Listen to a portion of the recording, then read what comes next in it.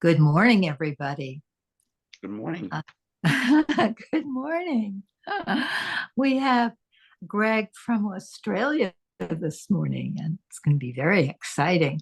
So good to see everybody. And this is the last meeting of our sort of academic year that ends the end of July, and uh, next week we'll be starting with our writing reflections, and we'll have the month of August to write and reflect, and so we're going to be ready for that. I think Julian is speaking next Monday.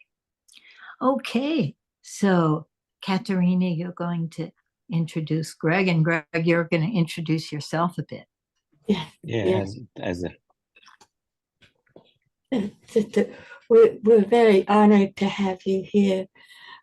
Many of us have attended your workshops over the years, and I'll just read what Greg says about himself. Generally, I'm a practice researcher, developing practices that help in professional practice, especially environmental management, and teaching felt sensing skills to professionals, and in ways that extend Gendlin's work. Felt sensing in conversation and in the direction of mystical experiences and variations to focusing. So thank you, Greg. Thanks, Katerina. Yes, it's always a bit awkward to be introducing yourself, and I suppose just talking about whatever I talk about and sharing practices with you will do the main of the job, really. But as Katerina said, I'm much more a researcher than anything else. So experimenting with different approaches to practice, specifically around focusing and felt sensing, but also generally in the environmental management in particular, and reflective practice more widely. But anyway, Christine, can I share a screen now? Is that all ready to roll? Yep, you can share. Okay, so let me just see if I can share my slides, and then I'll just talk to you a bit. If I'm going too long, just let me know, because that's easy to do. So this should work. Okay, so let me just grab that. Yeah. Okay. Okay, out.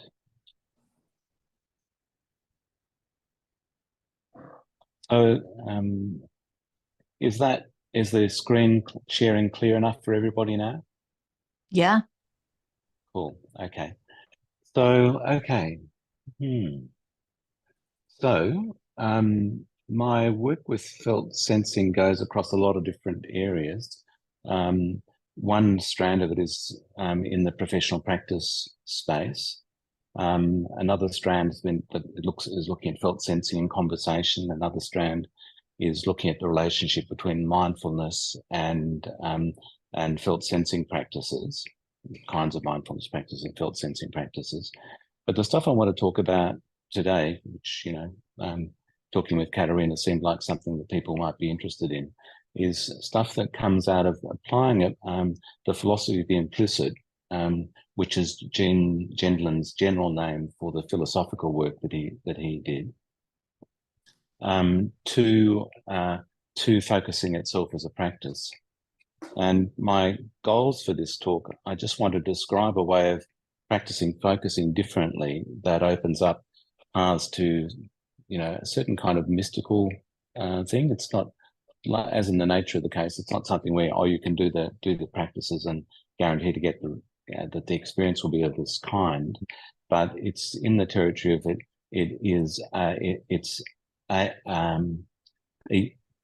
it's something you may find. It's something which can open up here, and therefore, if you're curious about it, it's something that it's worthwhile experimenting with. The first iteration of this came from my own practice, just experimenting with things. I was in New York teaching a process model when Eugene had me over when he was doing his Thinking at the Edge workshops. And middle of one night, I was just thinking about if you apply some of the process model's concepts around doubling, which I won't go into all the technical stuff about, but I'll give you a bit of an indication of, to focusing itself, what might happen. And so this, without going into the details, the critical thing to appreciate is that I was taking some concepts from a process model and looking at ways in which they might open up new possibilities within focusing practice. So this work all comes out of that experiment. But I practiced myself in this area for a long time, but I wanted to have a sort of a solider base to be sure of. So I ran a practice research experiment teaching people, and the data or the reports that I talk from come particularly from that. So one of the things it does do is it shows how Gene's process model work can function as what he would call a first-person science text. And then I want to touch on some of the opportunities that flow out from that. So this little diagram here is a sketch of how I often experiencing focusing space. I experience myself present as a focuser with felt senses around me and with the space in which me and the felt senses are present. And that's fairly typical, kind of experience that we have in focusing. And I want to just point to where some of the movement possibilities we tend to focus on, and places we tend not to pay so much, or tend not to take up so much if our frame is focusing. So in focusing, we kind of, to say the obvious, we work with our felt senses as ways of carrying forward issues that we're engaging with.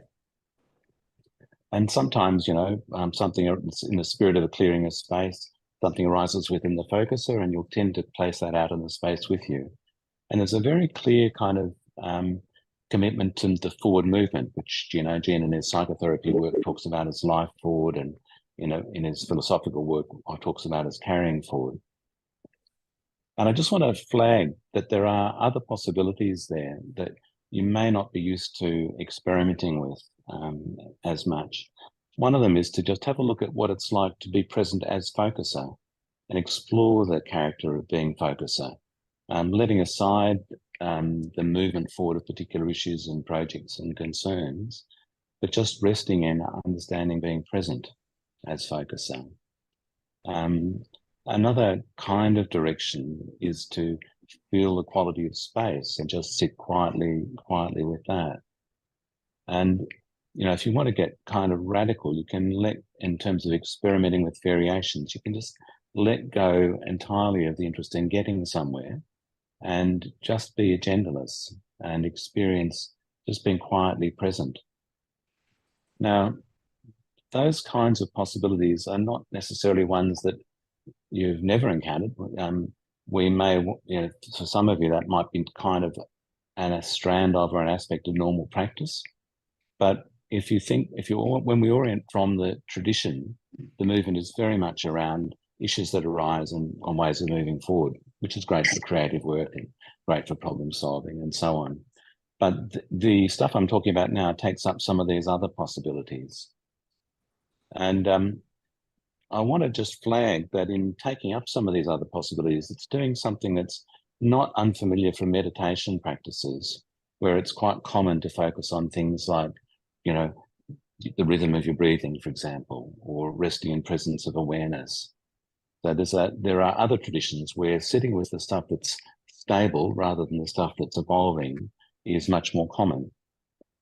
What you may not be as aware of is that paying attention to that which is stable is something that Gen's process model work explicitly points you towards, because, and this is technical, he talks about how different kinds of registries, different kinds of recognizings of or graspings of what's occurring arise through sitting with stuff that's kind of iterating.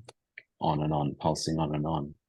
Now, I'm kind of not assuming anybody wants to get into the technical details, but it's worth just pausing to notice that although Jean's philosophy and particularly things like the process model are very intricate and quite challenging texts, they actually really arise out of sitting with focusing itself and seeking to understand what focusing is and how it's possible.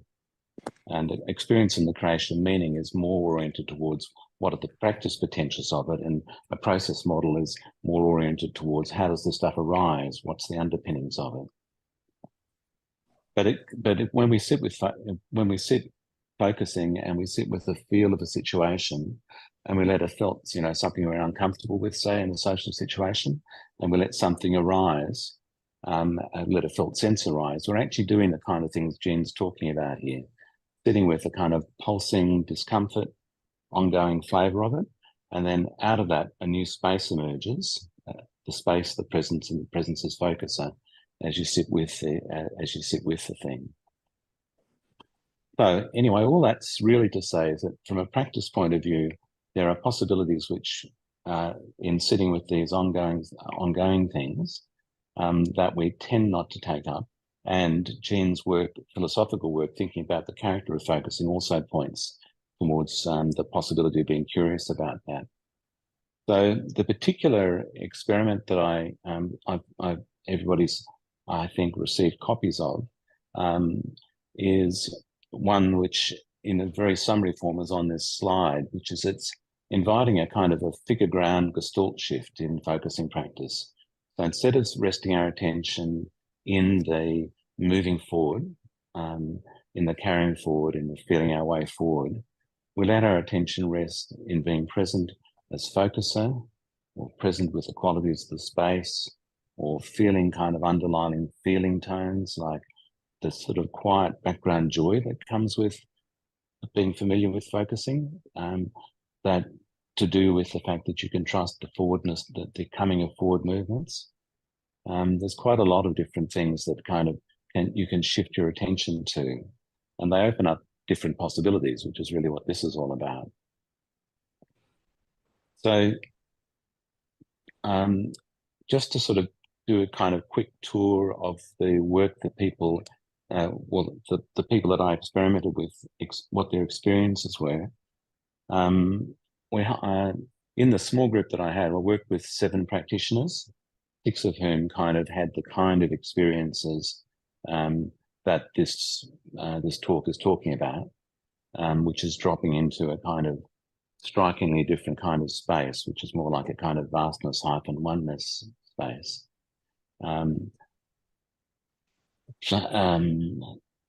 But the ways they got there, some people just sat with background qualities of the space. So like a quiet curiosity and a willingness to notice. The stuff in purple, the purpley bluey colour, is from people's own reports. Some people sat with the kind of the pulsing of things, like coming, coming, coming. And some sat with a sense of their own presence. So they found that it was possible to actually shift into resting quietly in these other kind of focusing potentials. And then probably 3 things I want to really pull out from their experience: a quality of sort of radical simplicity, nothing to do, nothing to be said here. A stark silence and stillness, a sort of a kind of timeless space for some of the experiences they had. And then particularly experiences of vastness and oneness. They're not 2 separate things, but all part of the same experience. So you can see there the quote says, a spaciousness it's vast, beautiful feeling of black velvety infiniteness. Yeah, it's like I'm the whole thing. So that's in the oneness direction, no longer an individual, no self, infinite self. Now, these are very striking experiences. They may not be unfamiliar to you. I found in the book chapter, which some of this stuff is discussed in at length, I mentioned as an example from Jean's focusing book, where he seems to me to be touching into this kind of space and talking about it, although he obviously hasn't theorized it in the or in the way I've described here or laid it out as explicitly.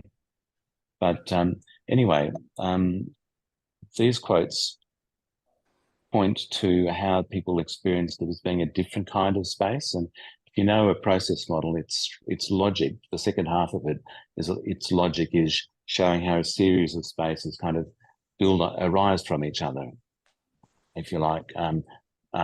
The way a felt sensing space holds a whole social situation, and a social situation that can holds and builds from a behavioural situation. That's the basic logic of the second half of the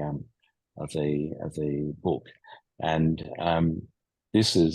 these quotes speak to how different the experience of space was for these people. Space that's much bigger than me. Focusing space is quite individual, but in this spaciousness, I was no longer an individual. It's vast. ... So it's a very different kind of space arrived by, this is a bit technical, holding and letting within focusing, by what Jen calls doubling there. And it's also a space with a very different ontology, a different kind of orderliness. So because this is practice stuff, and I'm just kind of reporting the practice stuff, all I really want you to take away from the talk is to appreciate that there are other ways of entering into or hanging out in, being present in focusing space, which have different kinds of possibilities than what we usually do. So I'm going to, my hope is that you will take away from this talk a sense of, wow, it might be interesting to just spend time just sitting with my presence as a focuser, or sitting with the background feeling tones of focusing space, or noticing what's kind of pulsing and ongoing and just relaxing into that rather. And, you know, I'm highly confident that interesting things will arise from that. Whether these particular kinds of experiences will arise, I'm not sure. It's not a mechanical process by any means. And the people who are in this small group had more context for this than perhaps people in general. But I am very confident it's a very interesting direction to go in exploring your focusing practice. And in doing this work, we're doing what Jen called first-person science.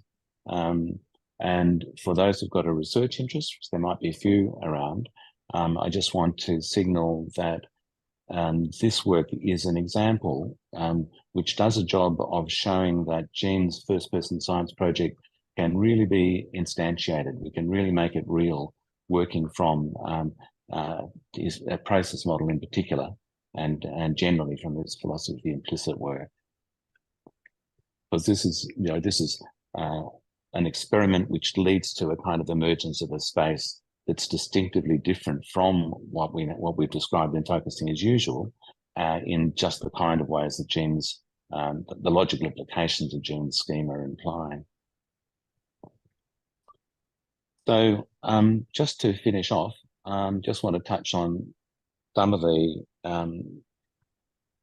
ways in which this can be a thing to take forward.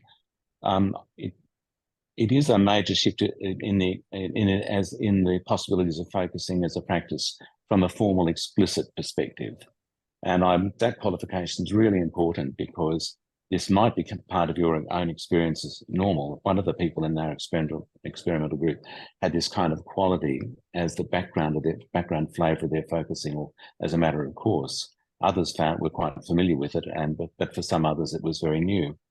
So it's an empirical question about how new or different this is for you personally. So don't be surprised if you find, oh, okay, oh, gee, this is something I kind of know but haven't maybe named all that much. So look out for that. But it is, at the same time, if you benchmark it against what Jen described in the focusing book, it's really a quite significant shift. As I said, there are hints there of an indications that point this way, and I discussed those in that chapter. But from an explicit formal point of view, it's quite striking. We won't know a lot about how accessible this shift is until a lot more people are experimenting with it. And, you know, I'm a researcher, and as if you think about sort of the trajectory from research to development to extension, which is one of the ways these things get talked about in environmental management, I'm right down at the research end and doing some preliminary teaching-y type stuff. But I'm hoping that enough people will be curious to experiment with and see where it takes them. And I would emphasize that it doesn't make sense to say, oh, I want to get to vastness oneness, therefore I should be doing this. That's kind of unhelpful for our own process. Much more considerate of ourselves and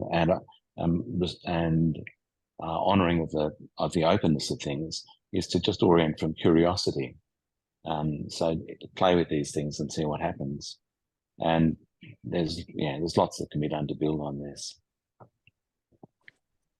And it is, as I said, a paradigmatic experiment. So for those who've got a research interest, I really would encourage you to think about how we can do stuff like this, carrying forward Jean's work in this kind of way. And I want to kind of emphasize that in the kind of tradition so far, Jean himself has done an awful lot to build out the philosophical aspects of his work. And there's an awful lot of work that he was central to in the empirical area. But the sort of systematic exploration of the possibilities of the practice tradition haven't really occurred except very close to the three modes of practice that Jean pioneered. So focusing on psychotherapy and thinking at the edge. And this example points to there being a lot more, well, it's a hint at, and there in fact are lots more possibilities for experimenting. And I would really encourage you to, whether you're a professional researcher or just looking from a community of practice point of view, to embrace taking the philosophy of the implicit as your orientation, because that points to a much wider set of practice possibilities than we have well developed in our tradition so far. And the last thing I want to touch on is that from the point of view of spiritual practice traditions, I personally practice in Buddhism and Christianity, and I have for a very long time, like 35 odd years, which is actually probably longer than that with Christianity and Buddhism. Anyway, for a long, long time. And one of my hopes is that this work in particular will point to, or will create something that can be used to point to the legitimacy of our spiritual practice traditions. The fact, because I think culturally we're so close to throwing things out in an unhelpful way. There is an epistemological thing there, a sort of an intuitions about how we know about things. And there's a kind of pragmatist pluralism going on in saying that. So I'm assuming that, well, I personally am assuming that our knowing has much to do with what we find we can do, because my ultimate intuitions are that reality is mystery with a capital M. And I sort of see everything as kind of helping us orient for practical purposes in relation to that. But anyway, that's another long story.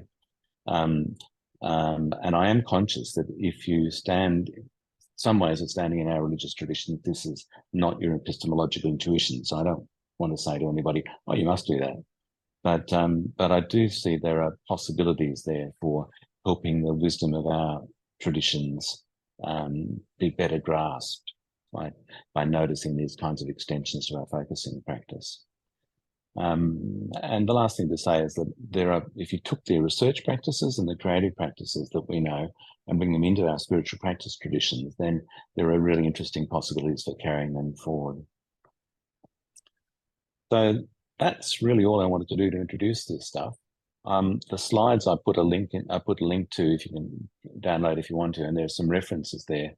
So if you're curious about that, you can grab those slides from the chat, and then the references might be useful.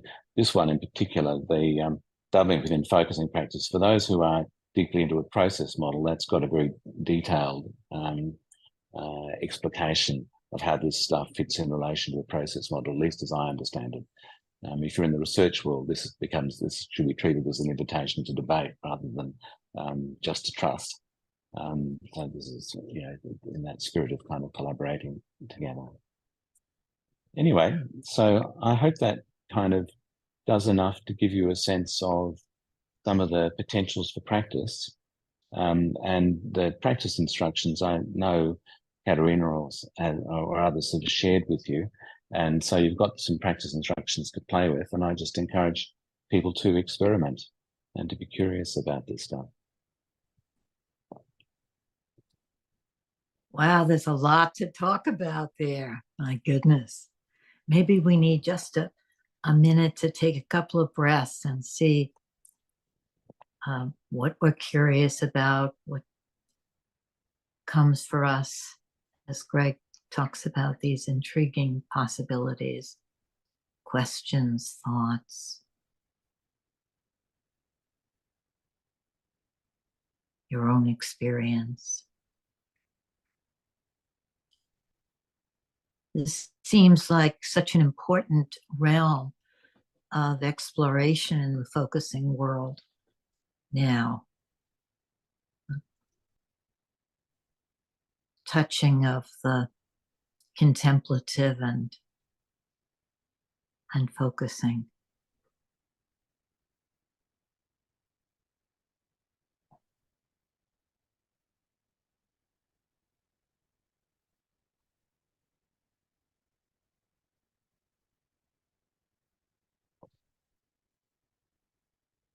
Greg, thank you so much. Anything that's there for you is welcome. Anybody have anything they want to share or ask? I can jump in with something. Greg, I'm so moved by your presentation.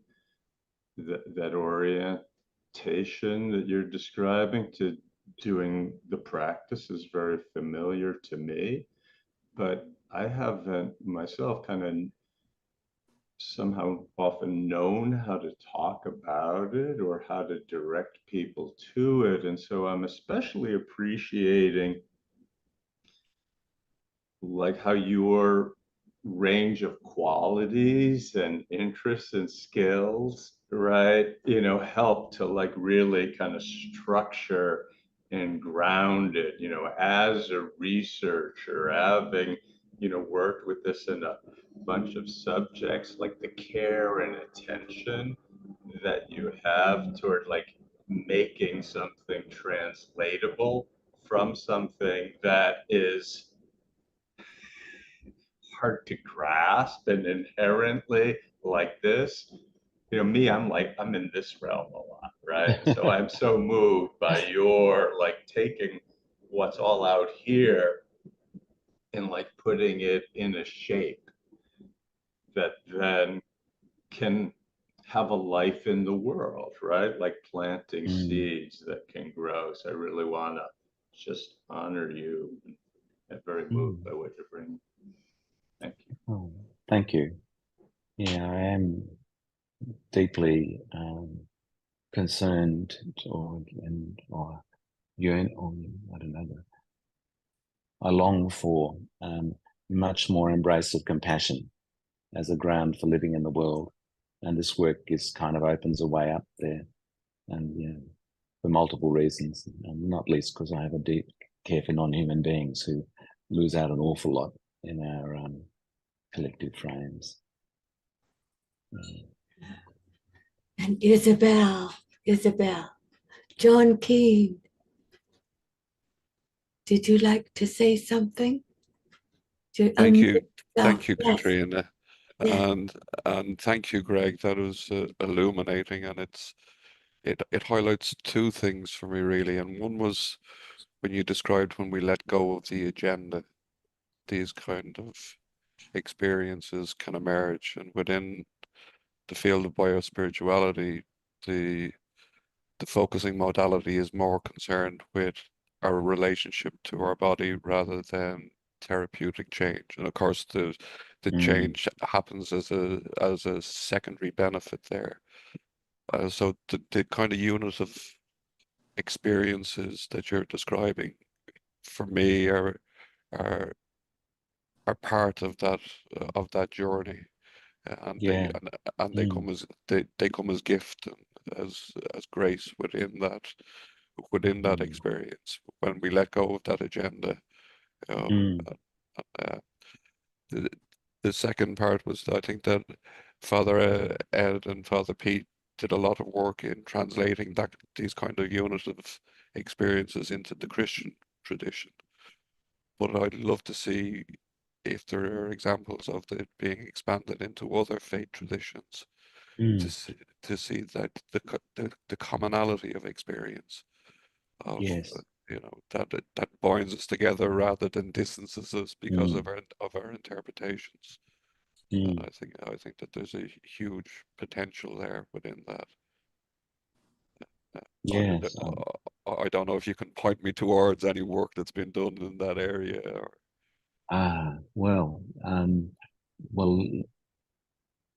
let me say, first of all, that I think there's huge potential in Jean's work to be a platform for that kind of work. And one of the goals of this work is to actually show that. And I, as a son, I grew up in the Christian tradition, and I'm still a member of the church, Uniting Church in Sydney. I've been a Buddhist practitioner for 35 years as well, and obviously a focusing person for that longer in some ways. And one of the things I'm very conscious of is the ontologies, the pictures of the world that we have in our Christian and Buddhist, in the mainstream traditions, Christian Buddhist tradition. They don't resonate deeply with people who've got a secular Western intuition about life. And Jean's work provides a way to actually bring these kinds of experiences into a secular frame. And if you're pluralist, you don't have to say, oh, we've all got to be secular. You can actually be Buddhist and Christian and secular. I'm all three. It makes sense to me. I'm wondering, Greg, if you are familiar with Dana and Baruch's work in Israel. Not closely, but a bit. Yes. I'm in some of the same networks, but yeah. Yes, from the Kabbalah and the Jewish tradition. Yes. That sense of the mystery and the wonder and being there. Yes. I remember. How do you spell her last name, Lynn? Dana who? Somebody help me here. I'll put it in the chat. Right. Very good. They spoke a few weeks ago. You can find them on the Help the Helpers channel. But I was just going to add that Jean and I talked about how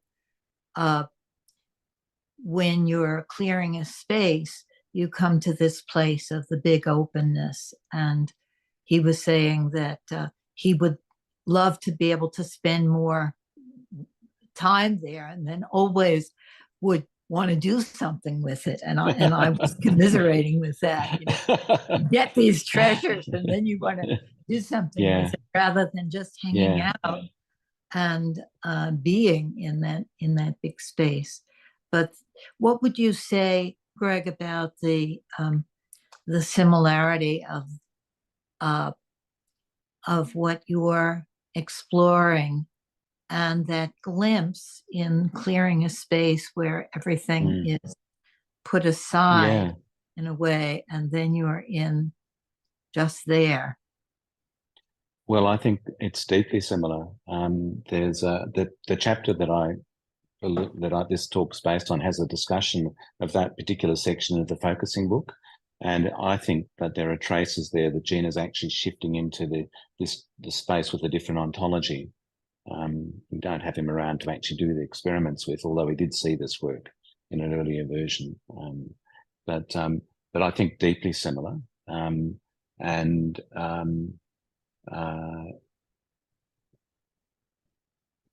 wanted to say, just to pick up a bit with John, I don't know of any places where the relationships between the traditions have been well developed.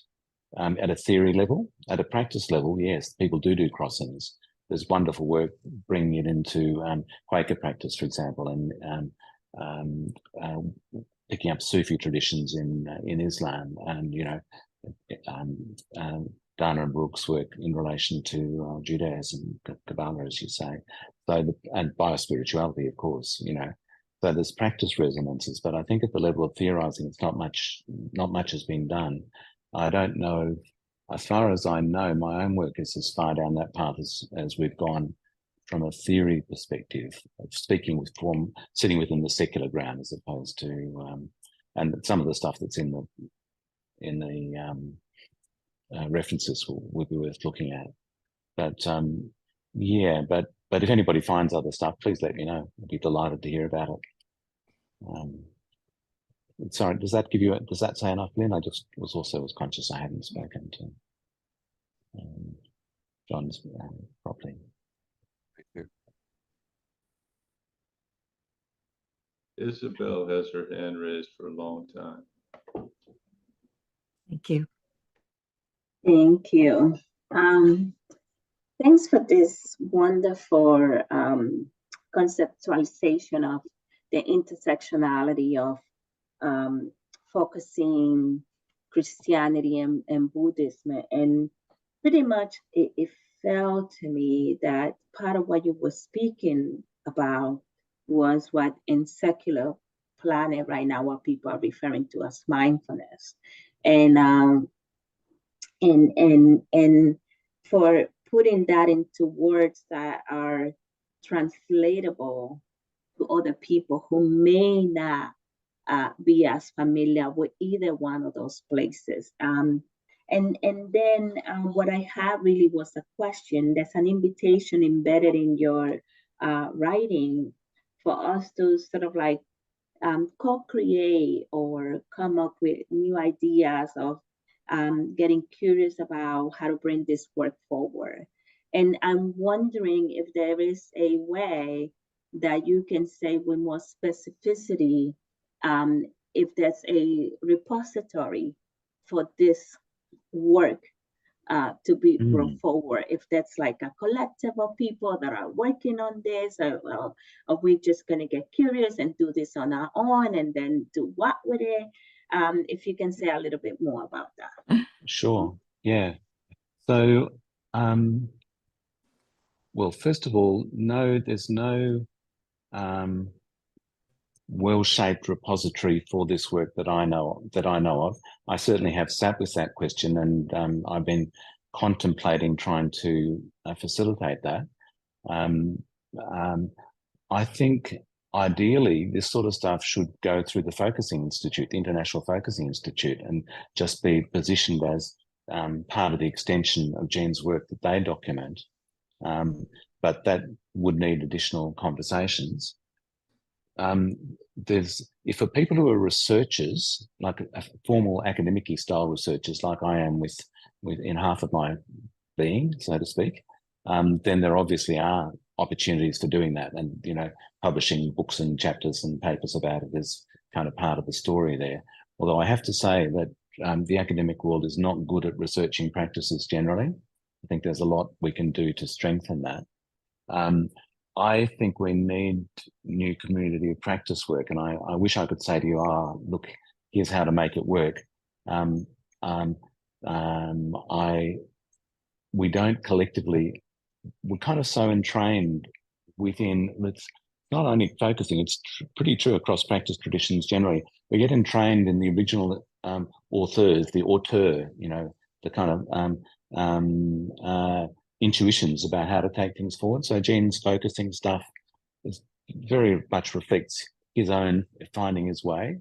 All of us are following, his path in many respects and making variations on it, but we're following in a practice tradition that he's shaped, and that of course stems from client-centered therapy too. That's why we've got the forward movement work we have in focusing.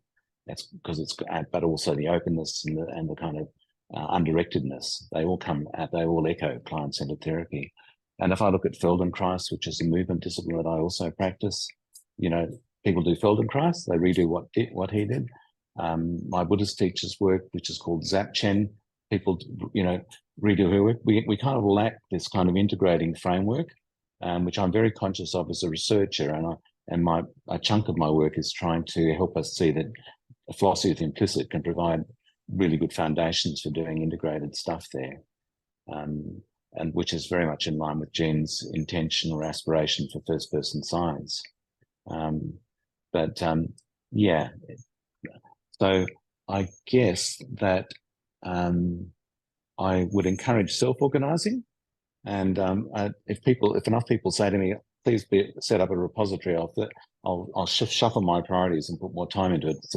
It's on my agenda, but I'm also working on some major research projects at the moment with some of my European colleagues, and that's what's getting my primary time at the moment. Dorothy's got her hand up, I know, but maybe we need to shift to groups soon too, I think. But, sorry, Dorothy, you're still muted. Sorry. I just had a question. I'm newer to focusing. I might have missed something, but when you talked about not a space for interaction, there's not a need for interaction. I didn't quite understand that. It just seems like, as Gendlin says, we're always interaction, and how do you not have a space for interaction? So I was just confused. Yeah. Well, so if you're you're fairly new to focusing, so the main thing I'd say is to let your practice orient you, and so see what kind of concepts are needed. So in other words, but there's a complicated story there, which at least I can only tell it in a complicated way, I suppose. Doing a process first ontology, interaction first, which is central to a process model, falls out very naturally if the job you're trying to do is describe how focusing is possible.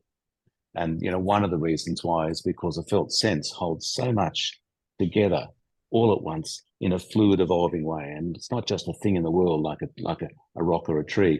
It's kind of more like it's an interactional partner. We're in dialogue and engagement with our felt senses. And so Jean's process model is coming from wanting to make that stuff clear. But all of the spaces we live in have their own ontologies, their own orderlinesses. Like the room that I'm sitting in at the moment, I can walk around it. That's our movement space. So our social space, we're kind of all connected to each other. We've got a sense of connection and disconnection, and things evolving and heartwarming and puzzling and That's sort of emotional texture of our social space is also very familiar, and focusing is a third one, and this is the fourth one. And for the ontology of this space, people talk about it, unity consciousness or non-duality and things like that. Vastness-oneness is a phrase that comes out of the experiences of people doing these practices. The natural ontology for describing it is different. But instead of treating ontologies as the fundamental of the real, in the first person stance of genes, you can have different kinds of ontology, using the word in a slightly different sense from the common one, for different spaces. And this is another one that sits alongside focusing in the usual way. Thank you. I hope that was not a bit useful. No, okay. Thank you.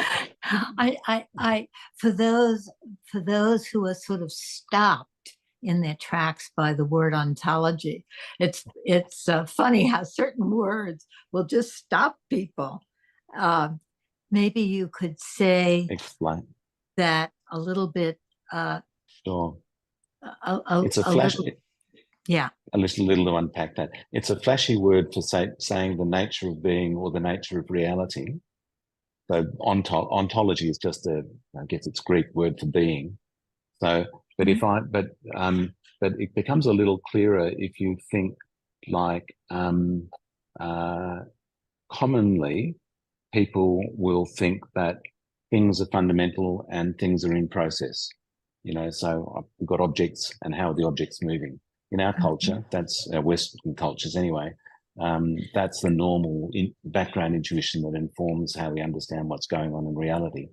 And Jean is picking up a minor tradition when he talks about making processes first. So instead of saying, oh, here's Greg, the body, what's he doing? We say, oh, okay, there's this living process happening here. Oh, and the body's been made by this living process. It completely flips the intuition. And those are two different ontological intuitions in play. And our body, this body being made by my living process, well, that actually makes an awful lot of sense, because there was a fertilized egg once upon a time, and this body was built by that living process that's still me going on. And then I'm using the ontology in a slightly more tricky sense, because normally people think, oh, reality is this way, or it's that way, or it's that way, and you've got to pick which one it is. And you can, but that's not the only use. You can also say, oh, so the ontology of the space I'm living in, the room I'm living in is such and such. Oh, it's got rooms, spaces and gaps and opportunities for movement in it and stuff like that. And then, oh, social space, we're close, we're far, we're connected in with this kind of character or that kind of character. I'm also using ontology like to describe those kinds of things. And yes. Ways of being and experiencing reality, and we don't have to choose this is the right one and this is not right. That's right. We can have many at the same time, and you're describing a particular way of being that focusing can bring us to. That's right. That Jean would describe as the big space or the big system, or yes, large space is my handle for it too. Right. But if I'm thinking like a Christian, I might be talking about resting in the presence of God, and if I'm thinking about from a Buddhist point of view, it might be just resting in being, resting in the ground of being. Right. Yeah. It's just Katerina was holding up the clock, I know. So to remind, beautifully big clock, I noticed. Well, I think we could have 5 more minutes for discussion, and then we'll have the breakout rooms from 9:10 to 9:30. I have a feeling that there are people who are just getting ready to speak and to say something from their own curiosity, their own experience. I think Dorothy was leading the way in that. Victor has a hand up. Yeah.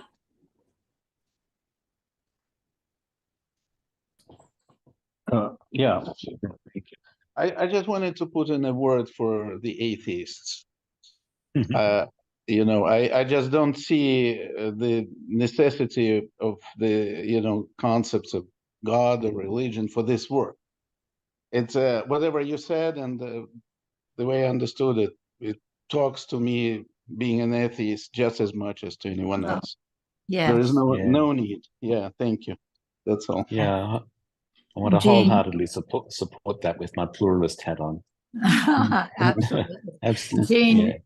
Jean didn't use spiritual language for that reason. He said, send half the people away because the language is spoiled for them, and I don't have to. It's not. Yeah, that's right.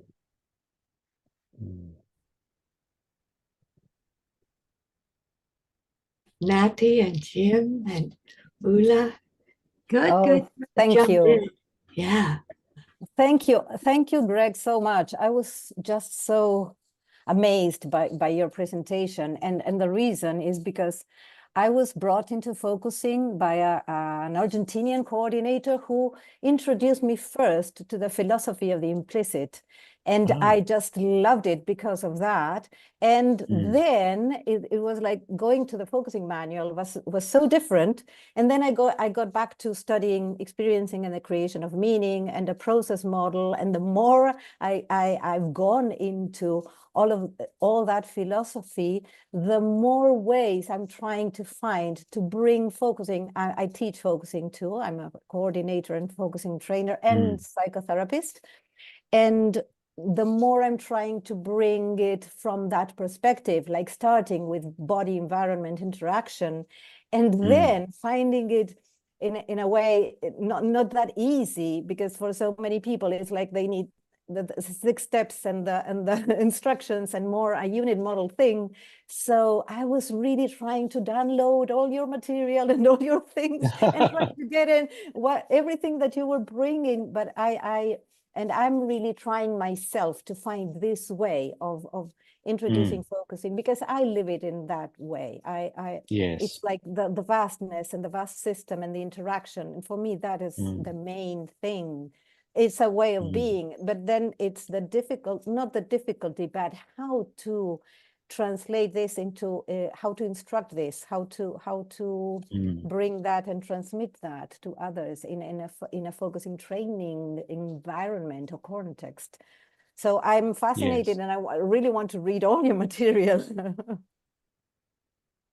Well, I wish you luck. I mean, I think we need to we need to experiment and try stuff out and see what works. I haven't. I've taught. I've taught this stuff a few times, but not many. So I don't have large experience with the variety of people's responses. There is a Buddhist thing which I think is very helpful, which is to appreciate that having diversity in our traditions is very considerate of the diverse kinds of people we are as we come to things. So let's look for what actually helps people, which I know you're doing because you're saying that. But I think that for me is a kind of a central thing. And, we each speak to those who can make sense of what we're saying in a lot of ways, don't we? So I think that's a good thing. Yeah, absolutely. Thank you. Yes. Thank you. Yeah, thank you. And Jim. Just muted, Jim. Ula and then Abby. Okay. I'm worried I'm not going to make any sense. So try and make some sense out of what I say anyway. Sure. I mean, the first thing that strikes me is that even though we're trying to transcend different traditions, I mean, just the idea of science is very Western, and there's a lot of culture that finds its way in whatever you do, and it's hard to avoid. And I'm wondering, do we say, okay, we're stuck with that and we're just going to go with it, or is that something that we're trying to pluck out somehow and get rid of? So that's my first sort of question. And my second is, I want to go back to what Dorothy was saying, because I know Gene always said that when he was focusing with a partner, he would always get much more out of it than when he was focusing alone.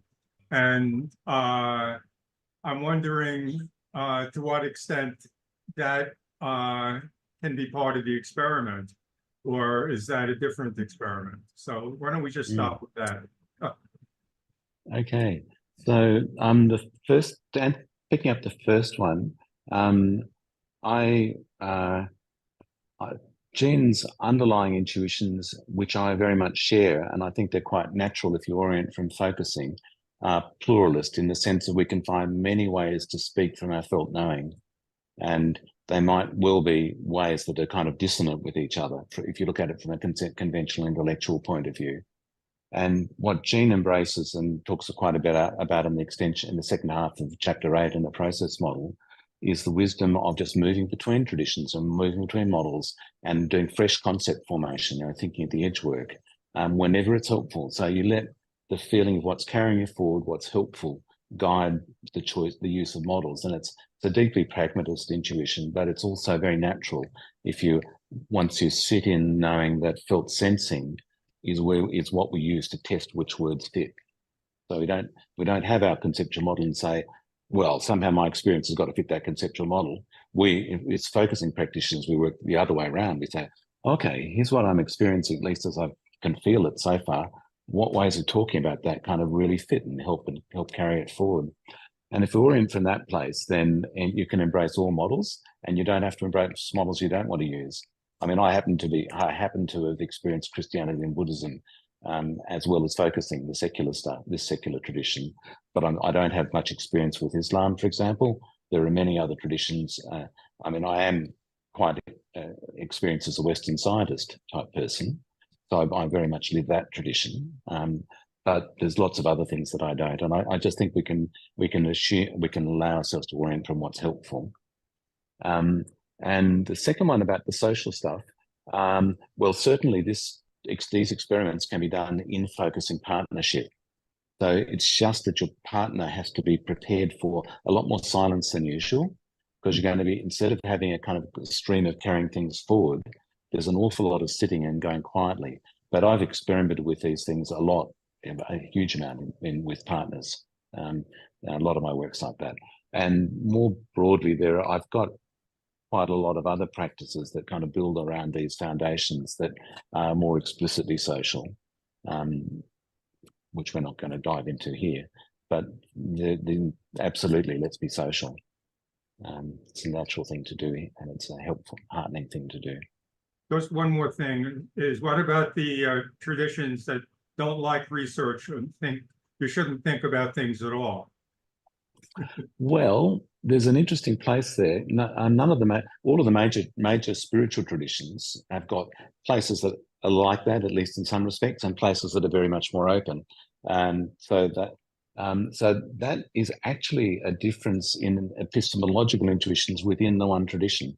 Like when I first got serious about Christianity as a teenager, I was in an evangelical tradition, which had unconsciously a 19th century Anglo-Saxon epistemology as its understanding of what the nature of knowing was. Didn't really understand its own philosophical roots, but the philosophical roots are very much there. And what I would say to somebody who doesn't want to open up questions there is, well, feel free not to. Just allow yourself to notice what's helpful, and go with that. Let that lead you where it leads you. And if you're thinking within a Christian frame, that's like trusting God in a way. And if you're thinking within a Buddhist frame, it's sort of like trusting the underlying nature of reality. And if you're secular, then it becomes actually quite interestingly open. It's quite their genes model is implicitly evolutionary, and there's scoops. Who knows what the end of an evolutionary journey is? That's I love that. I love the way you said. Thank you. Thank you, Dorothy. Yeah.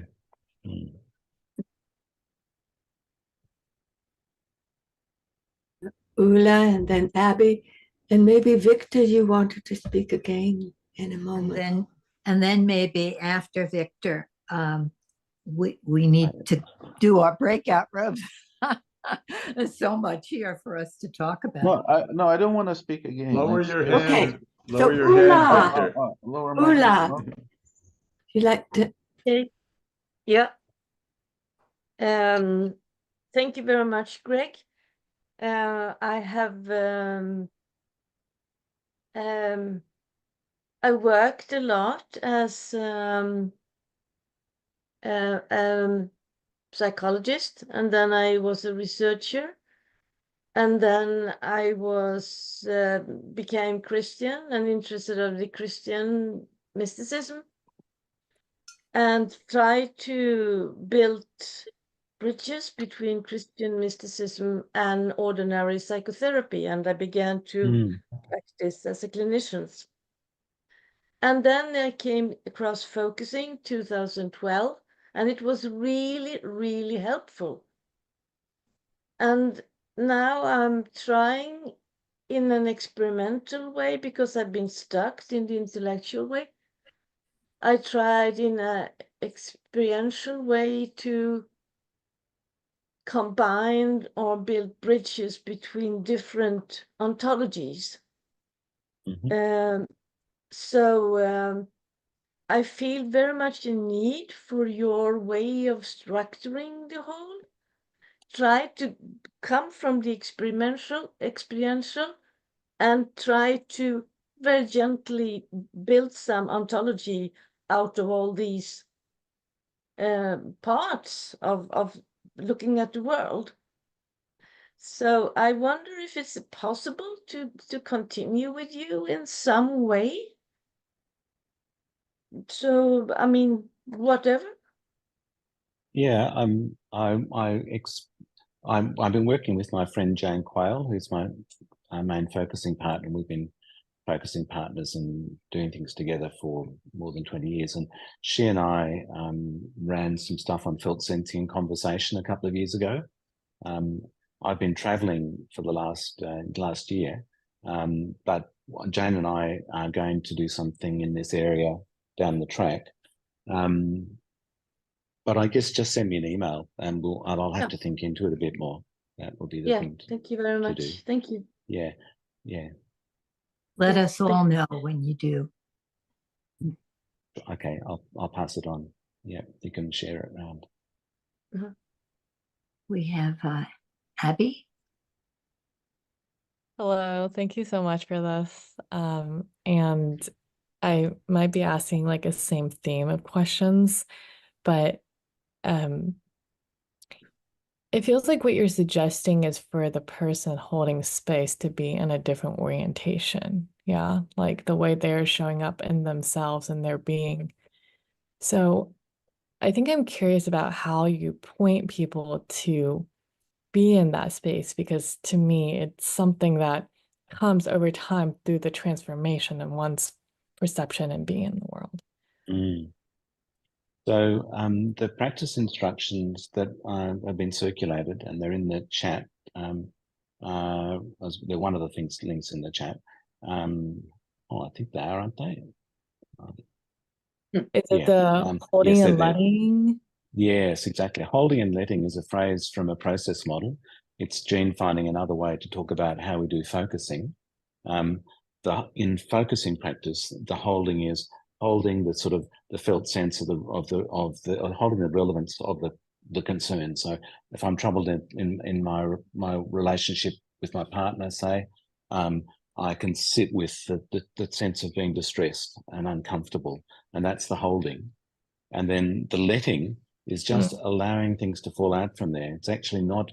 It's not a separate action. It's like I'm holding and letting is the one thing, but it's called letting because it's not something we can make happen. It's just it's kind of like aliveness falling out and carrying forward. And this one also does holding and letting. All of the spaces have that, in a process model, have that character. But the holding, what's being held is different. So it's holding the quality of presence as a focuser, holding the quality of the space as a focuser, holding the quality of background feeling tones, like easing, or forwarding, those kinds of things. And then you just stick with that and just let things fall out. So you don't try and make something happen. You don't think, I'm aiming at vastness, oneness, or something wonderful. How the hell do I get there? You actually do almost the opposite, and that's the virtue of focusing instructions. Jean doesn't tell you what you're going to find. He just says, do this. And it's in the same spirit that you just say, okay, let's rest in some of these underlying qualities of focusing, the quality of our spaciousness, what spaciousness feels like, the kind of rhythms of comingness. So you don't kind of try and do things to make things happen. You experiment and see what happens. Yeah, because for me, in my experience, is like those are states that which I fall into, that which then becomes part of my embodiment, and that which takes into every interaction.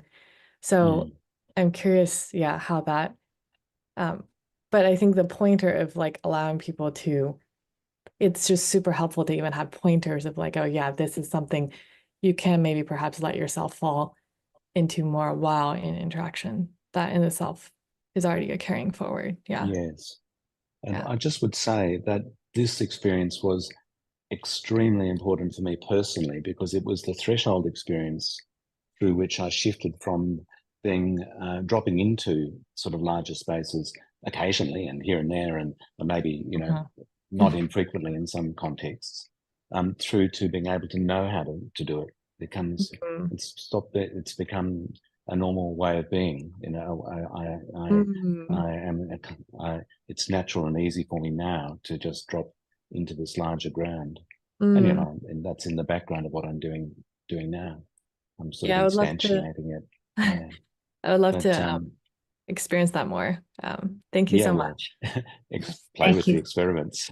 Have a go. Thank you so much, Greg. I think this is Pauline, wonderful. Pauline is waiting to speak. Okay. Yeah. And after Pauline, then we'll go into our breakout rooms. Thanks, Katrina, and hello everyone. Hi. I just trying to locate you on the screen. Hi, Greg. Hi. Thanks very much. It's really just so rich, and I love the terms that you've introduced. That probably aren't new to some people, but first person science and all of that. It's really just, I suppose, inviting and intriguing. You know, how one would bring that forward. You know, and without getting lost in the words, or you know, the sea, the whole usness, you know. So it's the individual sense of curiosity, you know. Yeah, I kind of want to just say hello to John Keane, Falter Road, John.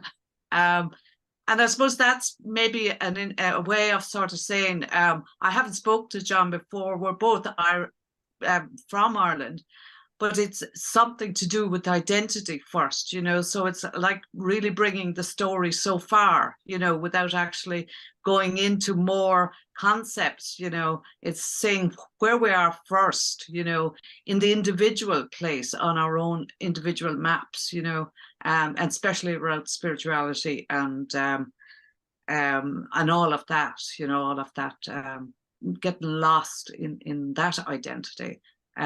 So I certainly would love to hear the story so far that maybe we could, as a focusing community, kind of like really map that out, where we are when we get lost in an identity. You know, we certainly had loads of new information around child sexual abuse with clergy, but it's new information, you know, but it's almost there's a fatigue, you know. And it's like, oh no, not again. What will we do with this? And yes, I see the value of doing something with that. And I'm thinking more around resonance, you know, that there's a lot of information out there around old science and new resonance, and how resonance, you know, that there's actually stories there. So thank you very much. Thanks, Greg. Thank you. Yeah, thanks a lot. I'm thinking maybe we should continue this conversation and not do breakout rooms today. What do you think? Or would you like to touch base with each other in small? Breakouts. I will break out too. Okay. Yes, it gives everyone a chance, I think. Yes. Yeah. Okay. So we're going to have our breakout rooms now, and I think we can have 10 minutes, 15 minutes. What do we say? And we want to come back and share. I think 10 minutes. And now I think we better have 15 minutes. And we need time for the poem too. Okay, I'll see you all in 15 minutes. Welcome back, everybody.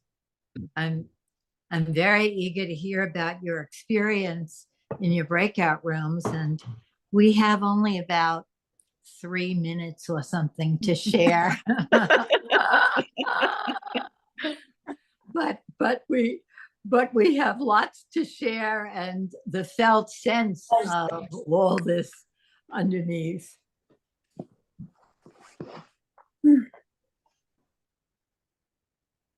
Okay, I just share a few words. Excellent connection and excellent focusing.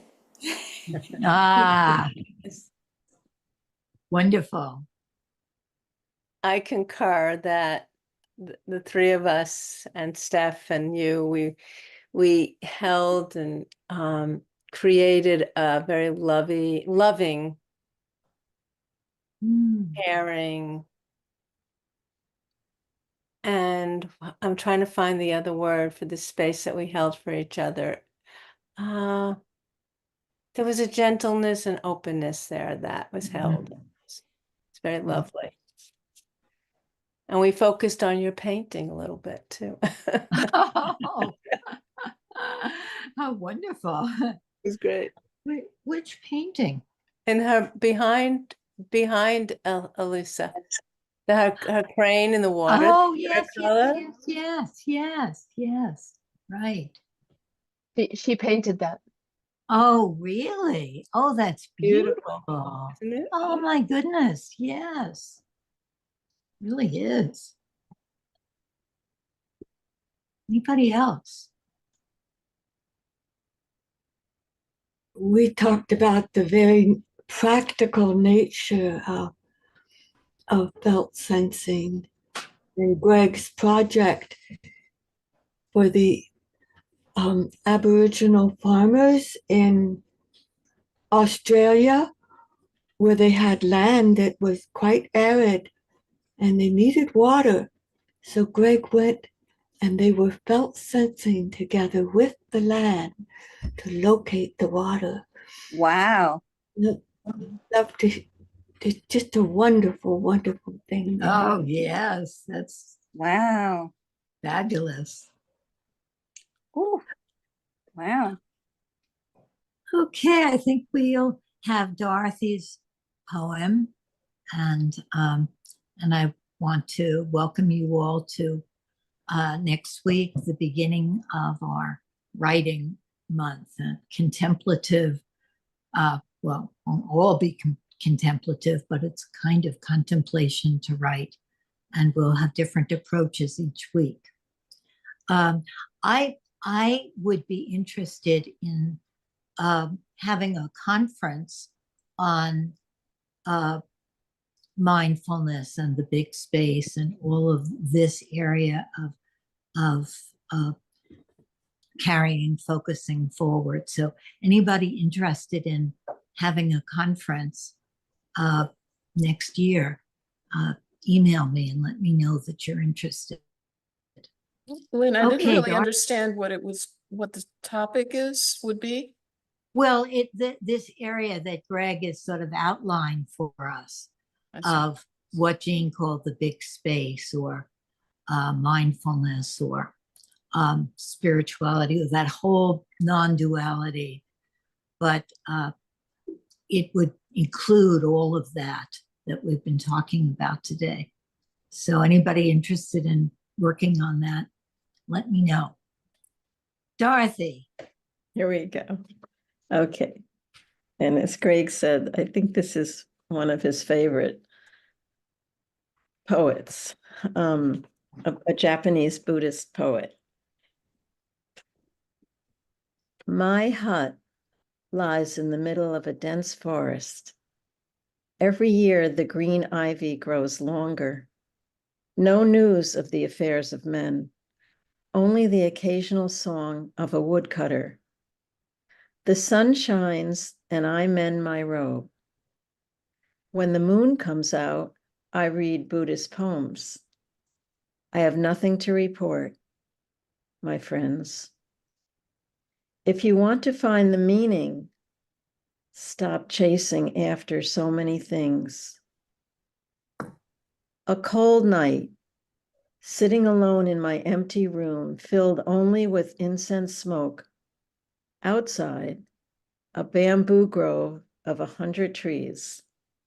On the bed, several volumes of poetry.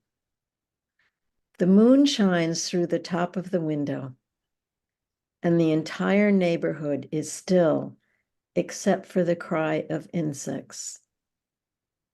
Looking at this scene, limitless emotion, but not one word.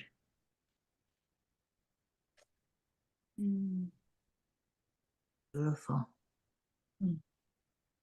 Thank you all so much. And we will have a brief planning meeting for the planning committee at 10 o'clock. So I look forward to seeing you planning people there. See you next week, everybody. Thank you, Greg. Wonderful. Thank you, Greg. Thank so you. much. Thank Thank you. you. Thank you. Amazing. Bye. Bye-bye.